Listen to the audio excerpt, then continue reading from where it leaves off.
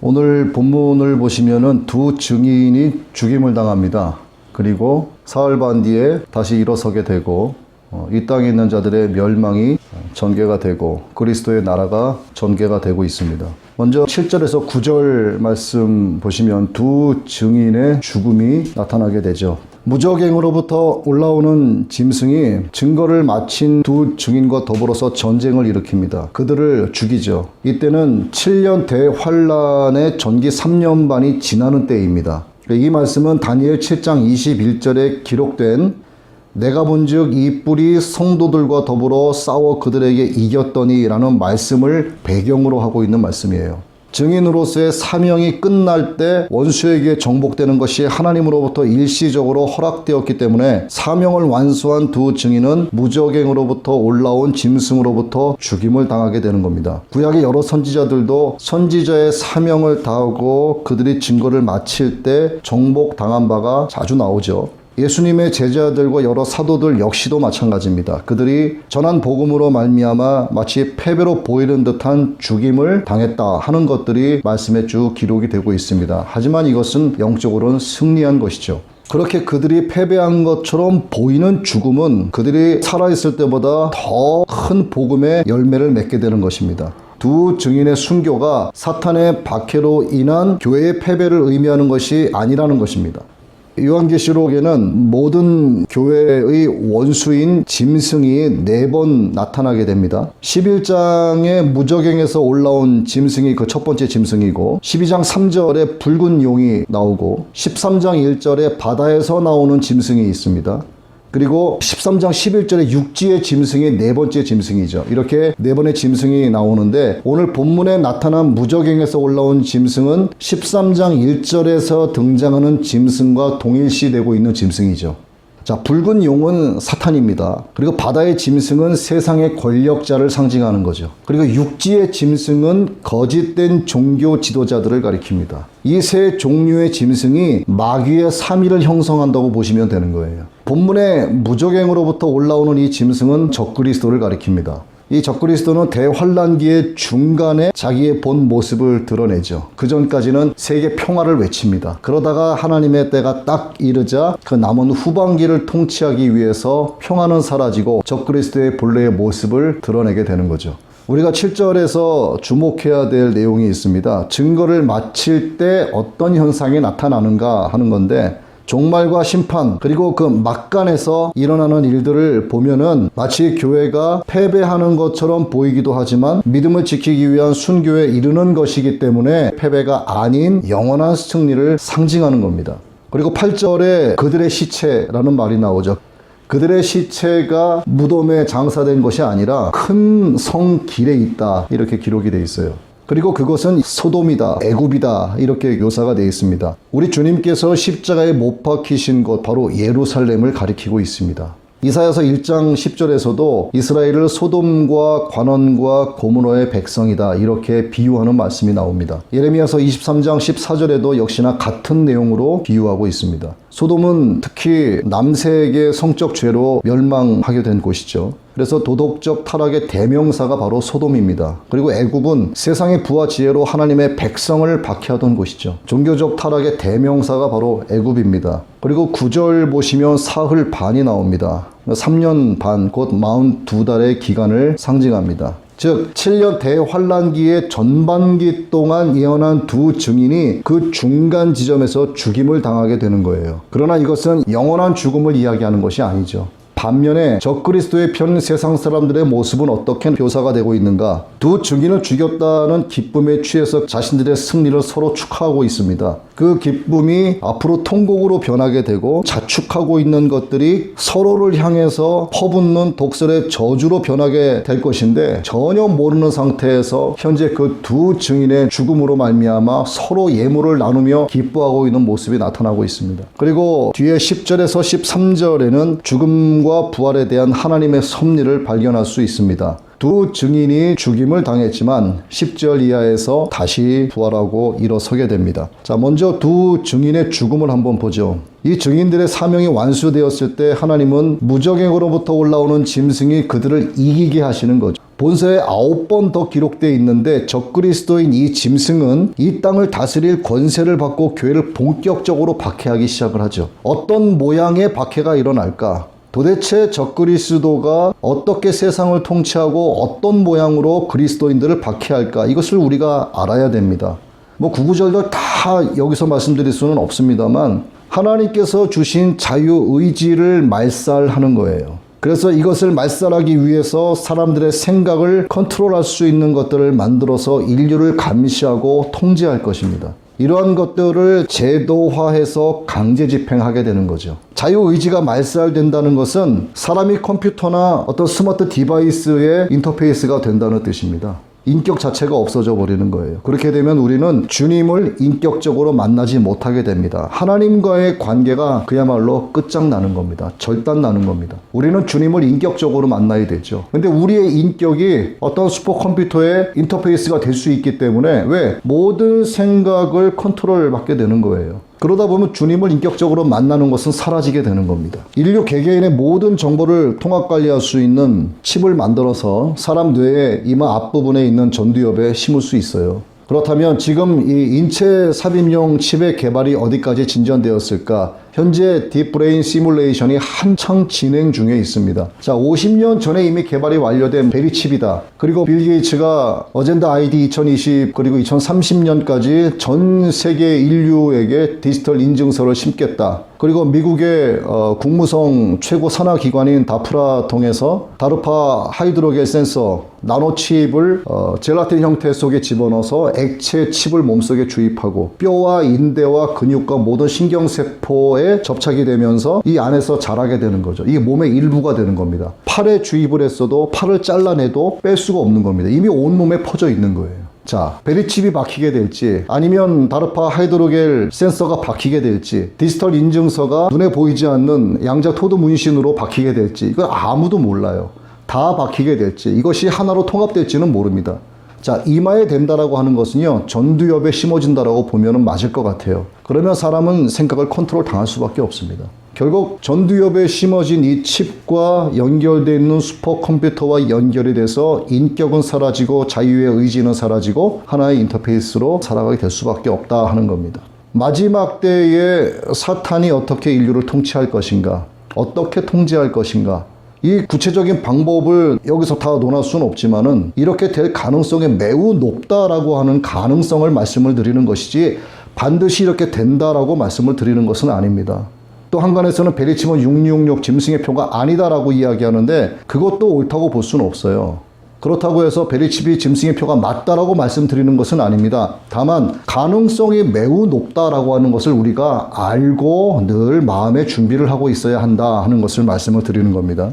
자, 그러면 이런 강제적인 통제를 할 때 누가 이것을 피할 수 있겠는가? 이게 전 세계의 정부를 통해서 강제화시키고 법제화시키면 살아있는 사람이라면 남녀노소 불문하고 누구도 피할 수 없습니다. 그러나 거부를 할 수는 있겠죠. 그런데 여기서 말하는 거부는 믿음을 지키기 위한 순교를 의미하는 겁니다. 누가 이 일에 죽음을 택하겠습니까? 그리스도인 외에는 없어요. 진정한 교회 이외에는 이것을 거부할 것이 없습니다. 거의 모든 인류 대부분이 적그리스도의 편으로 돌아서게 되는 겁니다. 자, 이 칩을 받은 사람들은 칩의 세상적인 순기능만을 생각하는 사람들이죠. 이에 대한 영적인 역기능을 전혀 알지 못합니다. 말해줘도 그럴 리가 없다라고 말합니다. 그래서 오히려 그들은 믿음을 지키려 하는 교회를 향해서 조롱과 야유를 퍼붓는 거죠. 그러나 그 조롱과 야유 속에서도 진정한 교회는 믿음을 지키기 위해서 육적인 죽음 택한다 이 말입니다.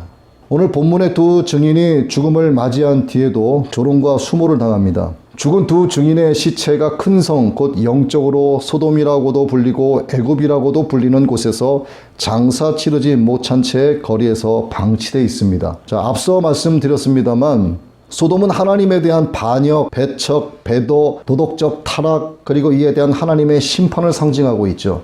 애굽은 이스라엘을 공격하고 박해하는 세상 권력을 상징하고 있습니다. 그리고 큰 성은 하나님을 대적하고 성도들을 핍박하는 아주 사악하고 억압적인 적그리스도의 지배하에 세상을 상징하고 있는 것입니다. 그리고 여기서 시체가 방치된다는 것은 이스라엘 관습상 가장 잔인한 형벌로 취급되는 일이 시체를 방치하는 일입니다. 이때가 바로 이미 교회의 모든 예언적 활동이 끊어진 상태입니다. 세상은 늘 그렇게 해왔지만 이때부터는 더더욱 하나님의 이름과 온 교회가 완전하게 패배했다 하는 등의 말할 수 없는 조롱과 모욕을 퍼붓게 되는 시기예요.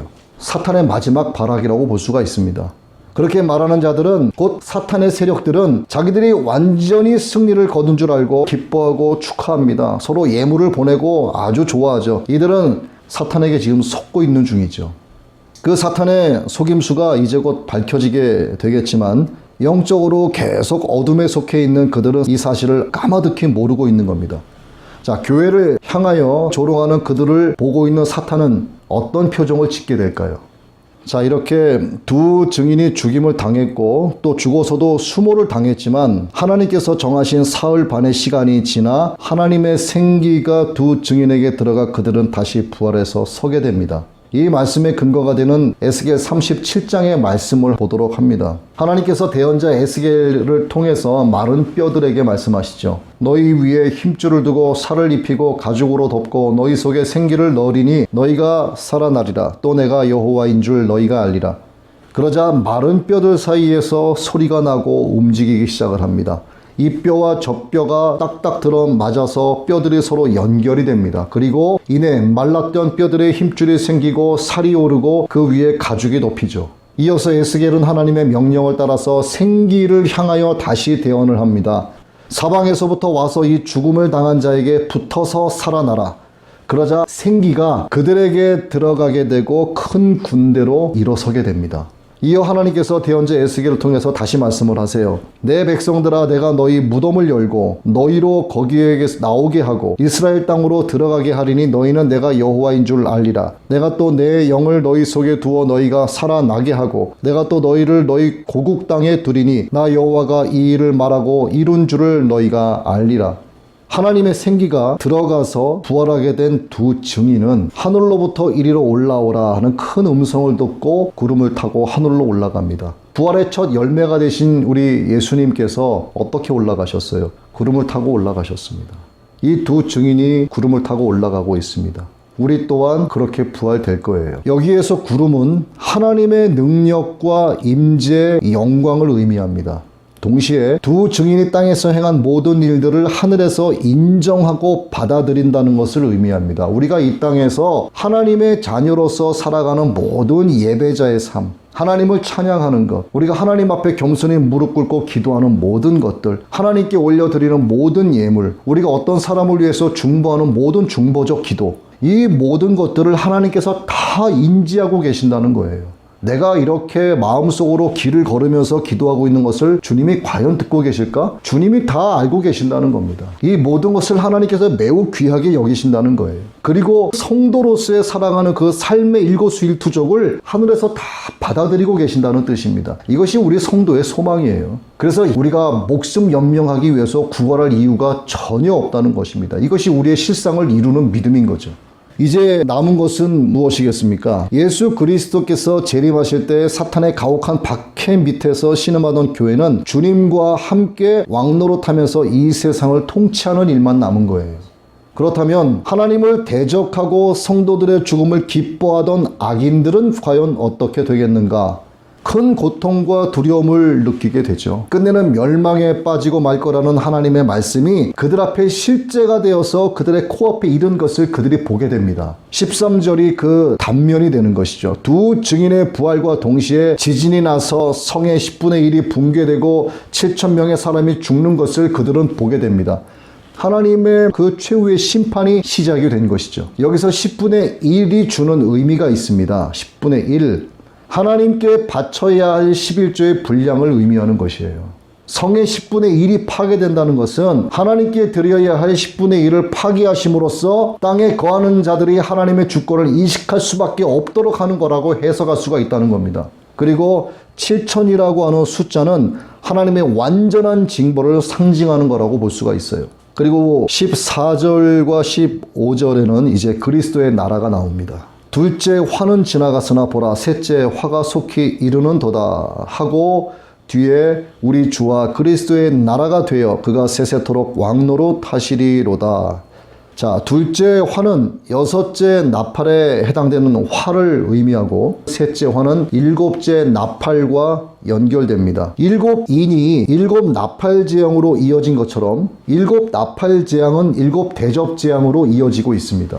그래서 일곱째 천사의 나팔은 일곱 재앙의 마지막인 동시에 새로운 일곱 대접 재앙의 서막을 알리는 환난의 전주곡이다 하는 걸로 볼 수가 있는 거죠. 여기서 일곱째 인이 떼어질 때 반시간쯤 고요함이 있었던 것과 일곱째 나팔이 큰 음성을 일으키는 것은 참 좋은 대조가 된다고 볼 수가 있습니다. 하늘의 큰 음성들을 하늘 천군 천사들의 음성으로 보기도 해요. 그리고 세상의 나라들이 우리 주와 그리스도의 나라가 되어 드려진다는 것은 세상의 군왕들이 관원들과 꾀에서 여호와와의 그의 기름 부음 받은 자를 대적한다는 시편 2장 2절의 말씀에 대한 반전의 결과라고 할 수가 있습니다. 이 반전의 결과를 하늘의 큰 음성들을 통해 선포하신 것이죠. 여기서 우리 주는 신약 성경에서 그리스도를 의미하고 있는데 오늘 이 본서에서는 빈번하게 야훼 하나님을 가리키고 있습니다. 세상에 대한 주권이 더 이상 사탄이나 군왕들에게 있는 것이 아니라 하나님과 그리스도께 있다는 것을 나타낸 것입니다. 이후의 세상은 완전한 하나님의 나라죠. 하나님의 나라는 곧 그리스도의 나라이고 그래서 그가 세세토록 왕노로 타신다는 것은 세상의 권세를 잡고 있었던 사탄에게서 본래의 주권자이신 하나님과 그리스도께로 전도되었다는 것을 의미합니다. 그리스도의 나라는 장차 그리스도께서 재림하셔서 지배하실 지상의 천년 왕국을 말하는데 문자적으로는 천년에 하나고 있지만 세세토록 왕노로 타게 된다는 계시록 22장 5절의 말씀처럼 영원 세계에 연속된 것이기 때문에 그리스도의 지배권은 천년에 머무는 것이 아니라 영영 계속될 거라는 것을 의미한다고 보면 됩니다.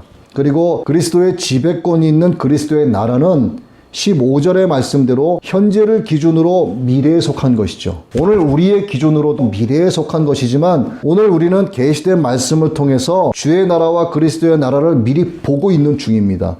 어떻게 전개가 될 것인지를 우리는 이 계시록의 말씀을 통해서 지금 환상을 보고 있는 것과 마찬가지죠. 그리고 그 나라를 보고 있는 우리의 소망은 16절의 말씀처럼 엎드려 얼굴을 땅에 대고 하나님께 경배하는 24장로의 모습이라고 할 수가 있습니다. 이것이 우리의 모습일 수 있는 거예요. 바로 이것이 우리 성도들의 소망의 현현이라고 볼 수가 있습니다. 그리고 이어 15절에서 19절까지의 말씀에서는 지난 장 10장 1절에서 11장 14절까지의 막간의 말씀으로 중단되었던 나라와 백성과 방언과 지파들에 대한 계시가 다시 시작이 되고 있습니다. 그리고 이 부분은 계시록의 일부라고 할 수 있는 1장에서 11장까지의 결론에 해당된다고 볼 수가 있고 이와 동시에 12장 이하에서 펼쳐질 일들에 대한 예견적인 요약이라고 볼 수가 있습니다. 예견적 요약이 무엇인지를 우리가 조금 살펴봐야 되는데 15장과 18장까지 그리고 20장 1절에서 3절에 기록된 하나님의 최후의 심판에 대한 말씀은 오늘 본문 11장 18절에서 결론적인 성격으로 예견을 하고 있는 거예요. 하나님의 심판이 최종적으로 어떻게 진행된다라고 하는 것을 오늘 11장 18절에서 결론적으로 예견을 하고 있는 거라 이 말입니다. 18절 말씀이죠. 이방들이 분노함에 주의 진노가 내려 죽은 자를 심판하시며 종 선지자들과 성도들과 또 작은 자든지 큰 자든지 주의 이름을 경외하는 자들에게 상 주시며 또 땅을 망하게 하는 자들을 멸망시킬 때로소이다 하더라. 그리고 이제 20장 4절에서 6절, 21장 9절에서 22장 2절에 기록된 그리스도의 통치. 이 통치는 오늘 본문 11장 16절과 17절에서 예견을 하고 있습니다. 앞으로 있을 일들에 대한 맛보기가 여기서 나오고 있는 거죠. 16절, 17절이죠. 하나님 앞에서 자기 보좌에 앉아있던 24장로가 엎드려 얼굴을 땅에 대고 하나님께 경배하여 이르되 감사하옵나니 옛적에도 계셨고 지금도 계신 주 하나님 곧 전능하신 이여 친히 큰 권능을 잡으시고 왕노로 하시도다. 우리가 드라마를 보게 되면 다음 편이 어떻게 진행될 것인가 하는 것에 대해서 오늘 드라마가 끝나고 난 뒤에 다음 편에 대한 예고편이 나오지 않습니까? 이게 바로 그와 같은 거죠. 이렇게 본문의 구조를 조금 어렵지만 우리가 살펴보는 이유가 있습니다. 왜? 일곱째 나팔의 성격과 핵심 주제를 통해서 경배에 대한 하나님의 응답이 무엇인지를 발견할 수 있기 때문에 이걸 구조적으로 조금 나누어 볼 필요성이 있는 거였어요. 자, 그러면 일곱째 나팔의 성격과 핵심 주제를 통해서 우리의 경배에 대한 하나님의 응답이 무엇인지 한번 살펴봅니다. 자, 먼저 일곱째 나팔의 성격. 14절에서 셋째 화가 속히 이를 것이라고 하자 이어 15절에서 일곱째 나팔이 나옵니다. 이 일곱째 나팔의 내용은 천상의 광경을 묘사했지만 그리스도의 승리와 심판에 대한 찬양으로 이어져 있기 때문에 일곱 대접 재앙을 암시한다고 볼 수가 있습니다. 첫 번째에서 네 번째 나팔까지는 땅에 거하는 사악한 사람들에게 창조주 하나님의 권능을 보여주는 것을 그 목적으로 삼고 있습니다. 그리고 다섯째부터 일곱 번째 나팔까지는 크게 악인들을 상하게 하고 죽이고 심판하는 것, 이 세 가지 화를 내리고 있는데 이 세 가지 역시 하나님의 권능을 나타내고 있는 거죠. 여기서 우리가 주의 깊게 봐야 할 것이 있는데 일곱째 천사가 나팔을 불었을 때 어떠한 화도 즉각적으로 임하지 않았다는 겁니다. 일곱째 나팔로 인한 화가 사실상 저 뒤에 나오는 16장 1절에서 21절의 일곱 대접 재앙을 구성하고 있기 때문에 그래요. 그리고 지금은 막간의 말씀들이 나오고 있는 거죠. 앞에 계시록 1장에서 11장까지 그리고 앞으로 12장 이후에서 펼쳐질 1부와 2부의 말씀의 정리이자 예견의 말씀이라 할 수 있는 겁니다. 자, 우리가 이미 공부한 7개의 인 중에서 앞에 6인들은 각기 특별한 내용을 갖고 있었지만 일곱째 인은 그 자체로서 특별한 내용을 갖는 게 아니라 일곱 천사의 일곱 나팔 재앙의 시작을 알렸다라고 말씀을 드렸죠. 또 일곱째 나팔인 세 번째 화는 어떤 재앙이나 화를 포함하고 있는 것이 아니라 마지막 일곱 인과 마찬가지로 일곱 대접의 재앙의 시작을 알린다는 겁니다. 자, 다음에 본문의 핵심 주제를 간단하게 좀 살펴봅니다. 여섯째 나팔까지는 어떤 하나의 소리가 들렸지만 일곱째 나팔을 불었을 때는 하늘로부터 큰 음성들이 들려온다 하는 내용으로 기록이 되어 있습니다. 그리고 하늘의 큰 음성에 이어서 24 장로들의 경배가 이어지고 있죠. 그러면 어떤 내용으로 하나님을 경배하는가? 첫째는 친히 왕노로 타시는 왕의 왕이신 하나님을 찬양하며 경배하고 있습니다. 다음은 세상을 죄악으로 물들게 하는 자들을 멸망시키시고 죽은 자를 심판하시는 전능하신 공의의 하나님을 찬양하며 경배하고 있습니다. 그리고 자비로우시고 은혜와 긍휼이 풍성하신 상 주시는 하나님을 찬양하며 경배하고 있습니다. 이 찬양과 경배는 앞으로 전개될 종말론적 사건들을 예언적으로 선포한 것과 동시에 계시록 전체의 내용을 요약한 거라고 볼 수가 있습니다. 자, 그럼 이제 앞서 봤던 일곱째 나팔의 성격과 핵심 주제를 통해서 우리의 경배에 대한 하나님의 응답이 어떤가를 보겠습니다. 나팔 소리가 나고 장로들의 찬양이 울려 퍼지자 언약궤가 있는 하나님의 성전이 열리는 장면이 나옵니다. 이것은 경배에 대한 하나님의 응답임과 동시에 영원한 구원의 확증을 우리에게 보여주시는 거라고 할 수가 있습니다. 이를 통해서 우리의 기도와 찬양이 하나님께 늘 상달되고 있다는 것과 이에 대한 하나님의 응답이 우리에게 우리의 삶 통해서 늘 주어지고 있다라고 하는 것을 우리가 여기서 발견할 수가 있는 거죠. 말씀 속의 성전은 모형이라고 할 수 있는 세상의 성전이 아니라 원형이 되는 하늘의 성전입니다. 그리고 이 하늘의 성전은 1년에 한 번 대제사장만이 들어갈 수 있었던 지성소의 모습을 보여주기도 합니다. 또한 지성소 안에서 보여지는 언약궤는 하나님이 예수 그리스도를 통해서 자기 백성들에게 보여주시고 확증해 주시는 특별한 계약인 것이죠. 따라서 19절에 번개와 음성들과 내성과 지진과 큰 우박은 성도들에게 임박한 재앙의 두려움을 주는 것이기보다는 하나님의 임재와 보호를 확신시켜주는 역할을 한다고 해석할 수 있는 겁니다. 이제 18, 19절 말씀 마지막을 봅니다. 이방들이 분노하며 주의 진노가 내려 죽은 자를 심판하시며 종 선지자들과 성도들과 또 작은 자든지 큰 자든지 주의 이름을 경외하는 자들에게 상 주시며 그리고 뒤에 가서 하늘에 있는 하나님의 성전이 열리니 자, 순교로 예언 사역을 마치는 두 증인들에게 무한한 영광이 주어지는 장면이 나오고 있습니다. 이들이 바로 계시록 6장 11절 이하에서 나오는 순교자의 수요를 채우는 하나님의 종들입니다. 제단 아래서 우리의 피를 신원하여 달라고 외치는 순교자들에게 주님께서 이렇게 말씀하셨어요. 저희 동무 종들과 형제들도 자기처럼 죽임을 받아 그 수가 차기까지 하라. 이 두 증인의 순교는 순교자의 수요를 채우게 되는 영광스러운 일임과 동시에 하나님께서 심판의 시기로 예정하신 그 최종적 시간이 다 되었음을 알려주는 신호라고 할 수 있는 겁니다. 두 증인의 순교는 1260일간 예언사역의 끝이기 때문에 결과적으로 전기 3년 반의 마지막 시기이자 은혜의 문이 닫히고 심판의 문이 열리는 정말 바로 직전의 때라고 할 수가 있습니다.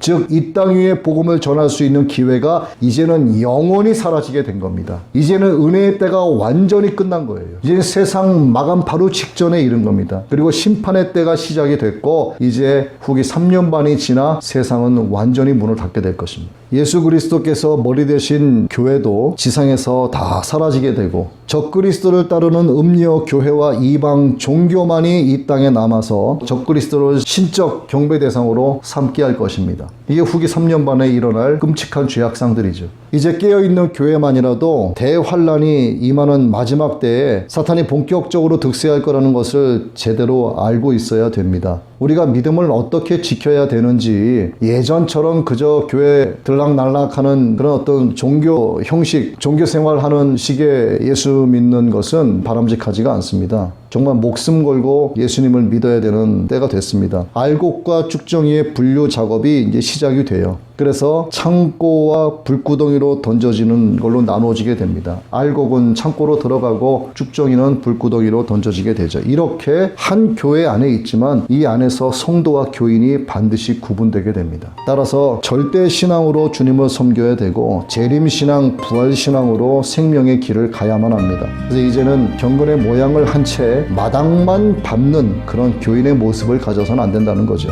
적그리스도는 후기 3년 반 기간 중에 성전 밖 마당에 속한 모든 사람들, 곧 불신자, 불충성하는 성도들을 포함한 그곳의 모든 사람들을 통제 관리하면서 자기 적그리스도의 숭배자들로 만들어 가게 될 것입니다. 그래서 오늘 우리는 이 마지막 때에 깨어있는 알곡 성도가 되어야 됩니다. 우리 모두가 그렇게 목숨 걸고 예수님 부인하지 않고 배도 배교하지 않고 마지막 때 하나님 앞에 충성하고 믿음을 지키게 되기를 주님의 이름으로 축원합니다.